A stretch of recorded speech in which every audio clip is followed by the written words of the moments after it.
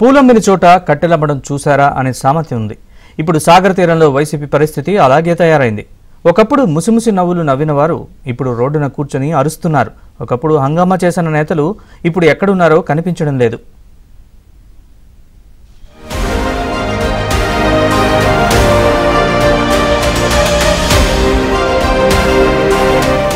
సాగర్ నగరం విశాఖపట్నం టీడీపీకి కంచుకోట లాంటిది. ఏ ప్రభుత్వం వచ్చినా సరే టీడీపీ ప్రాబల్యం కొనసాగిస్తూనే వస్తుంది. అది ఏ ఎన్నికలైనా సరే. 2019 ఎన్నికల్లో జగన్మోహన్ రెడ్డి హవా రాష్ట్రమంతా వీచింది. కానీ విశాఖ 4 దిక్కులు కూడా టీడీపీయే గెలుచుకుంది. అయితే ఇక్కడున్న టీడీపీ బలాన్ని దెబ్బతీయాలనే ఉద్దేశంతో జీవీఎంసీ ఎన్నికల్లో వైసీపీ పెద్దలు అధికార దుర్వినియోగానికి పాల్పడి విపక్ష నేతలను వేధించారు. ఆ క్రమంలో మెజారిటీ సాధించారు. మొత్తం 98 స్థానాలకు గాను 30 స్థానాలను టీడీపీ, 3 చోట్ల జనసేన, సిపిఎం, సిపిఐ, బీజేపీ ఒక్కొక్క స్థానం గెలుచుకున్నాయి. 4 ఇండిపెండెంట్ అభ్యర్థులు విజయం సాధించారు. 58 స్థానాల్ని వైసీపీ గెలుచుకుంది. మేయర్ పీఠాన్ని దక్కించుకుంది.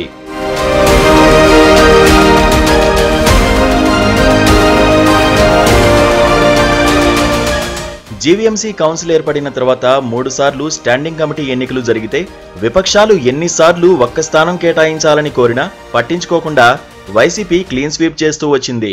ఇటీవల జరిగిన సార్వత్రిక ఎన్నికల్లో టీడీపీ, జనసేన, బీజేపీ కూటమి ఘన విజయం సాధించడంతో జీవీఎంసీలో సమీకరణాలు మారిపోయాయి. జీవీఎంసీలో మొత్తం 98 మంది కార్పొరేటర్లు ఉన్నారు. వైసీపీ నుంచి 21వ వార్డు కార్పొరేటర్గా గెలిచిన వంశీకృష్ణ శ్రీనివాస్ తన పదవికి వైసీపీకి రాజీనామా చేసి జనసేనలో చేరిపోయారు. దీంతో ప్రస్తుతం 97 మంది కార్పొరేటర్లు మాత్రమే ఉన్నారు. పాత స్టాండింగ్ కమిటీ సభ్యుల పదవీకాలం గత నెలతో ముగియడంతో కొత్తగా కమిటీని ఎన్నుకునేందుకు గత నెల 22న నోటిఫికేషన్ విడుదల చేశారు. కూటమి తరఫున 10 మంది, వైసీపీ నుంచి 10 మంది పోటీకి నిలిచారు. నోటిఫికేషన్ విడుదలైన సమయానికి టీడీపీకి 31, జనసేనకు 5, బీజేపీకి 1, మొత్తంగా కూటమికి 37 మంది కార్పొరేటర్ల బలం ఉండగా వైసీపీకి 58 మంది సభ్యుల బలం ఉండేది. నోటిఫికేషన్ విడుదలైన తర్వాత వైసీపీ నుంచి 6 టీడీపీలోకి, 5 జనసేనలోకి చేరారు.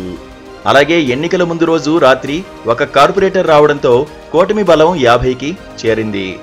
వైసీపీ బలం 46కి తగ్గింది. అయితే అందులో ఉన్న 4 కూటమి క్యాంపులో చేరిపోయి నేరుగా ఓటింగ్కి రావడంతో వారి బలం ఏకంగా 54కు చేరింది. వీరే కాకుండా మరికొంతమంది వైసీపీ కార్పొరేటర్లు క్రాస్ ఓటింగ్ చేశారు. కూటమికి 66 ఓట్లు వచ్చాయంటే వైసీపీపై సొంత పార్టీ వారికే ఎంత వ్యతిరేకత ఉందో అర్థం చేసుకోవచ్చు.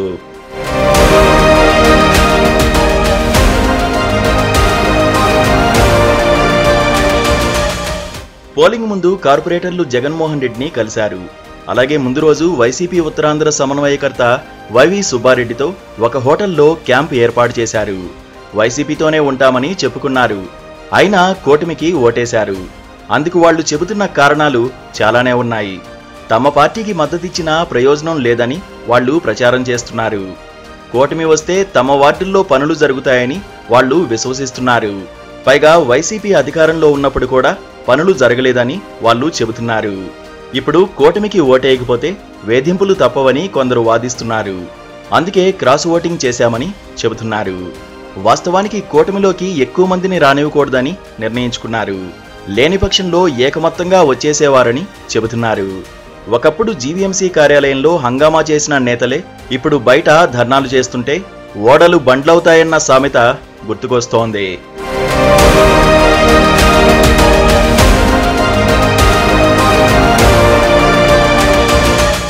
మరోవైపు ఎమ్మెల్యేలుగా పోటీ చేసిన ఎంవివి సత్యనారాయణ, వాసుపల్లి గణేష్ కుమార్, అడారి ఆనంద్, కేకే రాజు, అవంతి శ్రీనివాస్, తిప్పల నాగిరెడ్డి ఎవరూ కూడా బయట కనిపించడం లేదు.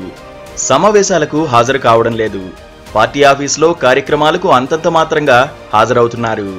ఒకప్పుడు ఎవరైనా ఏదైనా అంటే ఒంటి కాలు మీద లేచే నేతలంతా ఏమైపోయారో తెలియడం లేదు.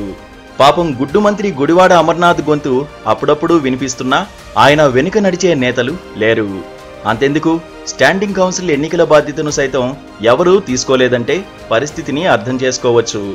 ఇప్పుడు వైసీపీలో కీలకంగా తిరిగిన వారంతా కుదిరితే కూటమిలో చేరిపోవడానికి సిద్ధంగా ఉన్నారు. కొంతమంది ఇప్పటికే చేరిపోయారు. మరికొంతమంది సైలెంట్ అయిపోయారు.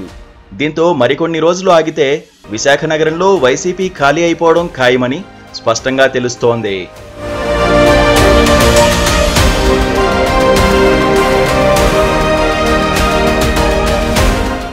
ఒకప్పుడు విశాఖ వేదికగానే రాజకీయాలకు తెరతీసింది వైసీపీ. అప్పట్లో ఆ నలుగురు అన్నట్లుగా ఉండేది. అయితే విజయసాయిరెడ్డి లేదంటే సుబ్బారెడ్డి రాజకీయం చేసేవారు.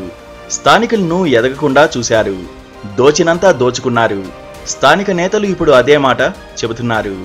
తమను వాడుకుని వదిలేసి వెళ్లిపోయారని అధిష్టానం ప్రతినిధులతో అక్కసు వెళ్లగక్కుతున్నారు. ఇప్పుడు ఓడిపోయిన తర్వాత రిపేర్ వర్క్స్ తమను చేయమంటున్నారని, అది సాధ్యం కావడం లేదని వారంటున్నారు. నిజమైన కార్యకర్తల విలువ తెలియకపోతే ఎలా ఉంటుందో ఇప్పటికైనా వైసీపీ అధిష్టానం అర్థం చేసుకోవాలని విశాఖ నేతలు అంటున్నారు.